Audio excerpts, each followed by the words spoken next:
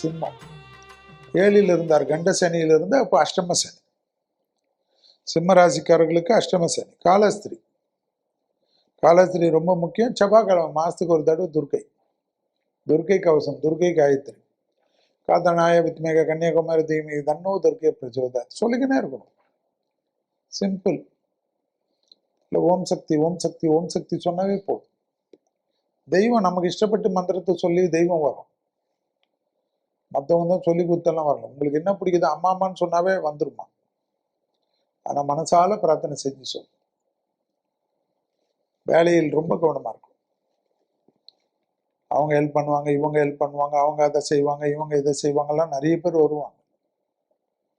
உத்தியோகம், தொழில், வியாபாரம், படிப்பு. குறிப்பாக 24 வயசை கடந்த சிம்மராசிக்காரங்க ரொம்ப ஜாக்கிரதையாக இருக்கும். ஹெல்த்தில் ரொம்ப கவனமாக இருக்கணும். வண்டி, வாகனம், பாதம், முட்டி, முதுகு தண்டு விடும், அடிவயிறு, கழிவு பாதை ரொம்ப ஜாக்கிரதையாக பார்த்துக்கு. பெரியவங்க சொல்றது தயவுசெய்து வீட்டில் கேட்டுக்கு. துணை அல்லது துணைவியார் விஷயத்தில் யாருடைய காயப்படுத்தாது. காதல் அமைப்பையும் நல்லபடியாக டேக் கேர் பண்ணிக்கங்க. ஃபோன் பண்ணுறது, எனக்கு என்ன செஞ்சேன்னு சொல்கிறது, நீ ஃப்ராடுன்றது, நீ இதுன்றது எல்லாம் பண்ணிங்கன்னா டக்குன்னு அவங்களுக்கு ஒரு நல்ல இடம் கிடச்சிடும், நீங்கள் மாட்டிப்பீங்க. அப்புறமா புலம்புறது, பெட்ரூம்லேயே உட்காந்துக்கிறது, அழுவுறது, டவல் தான் ரொம்ப ரொம்ப சிந்தி சிந்தி மூக்கு சிந்தி சிந்தி டவல் தான் இதுவாகும்.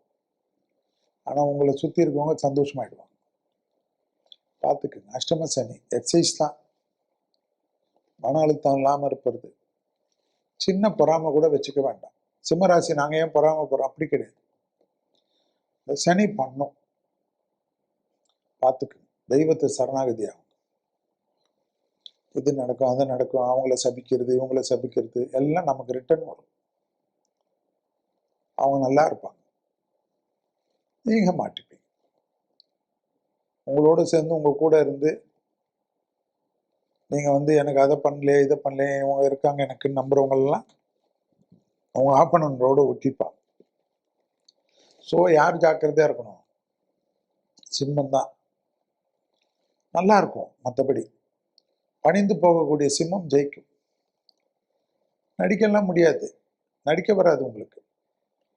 நடிக்கலாம் முயற்சி பண்ணாதீங்க, தோத்துருவீங்க. டோட்டலாக சரண்டர் ஆகிடுங்க. அது எனக்கு தெரியாது எந்த அளவுக்கு உங்களுக்கு தசாபுத்திகள் எப்படி இருக்கு. இந்த காலகட்டம் வாகனங்கள், பயணங்கள், புது அறிமுகங்கள், மீடியா மோகத்தில் இருக்கக்கூடிய சிம்மராசிக்காரர்கள் ரொம்ப கவனமாக இருக்கும்.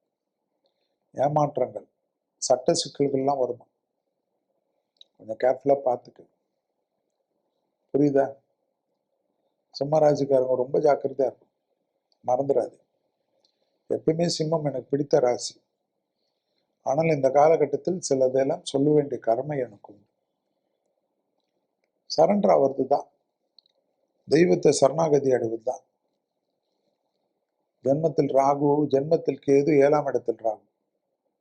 கோளர் பதிகத்தை சொல்வது, கோளர் பதிகத்தை கேட்பது, விடாமல் சொல்வது நன்மை. பத்திரமா பார்த்துக்கோங்க. பிள்ளைகள் விஷயத்தினால் பிள்ளைகளுடன் தர்க்கம் வேண்டாம்.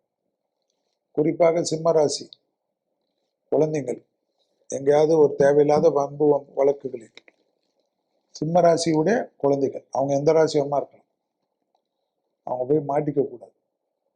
அதுவே உங்களுக்கு பெரிய படபடப்பெல்லாம் ஏற்பட்டும். ரொம்ப ஜாக்கிரதையா பார்த்துக்க.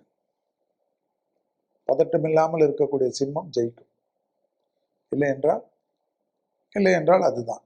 நீங்களே பார்த்துக்கணும்.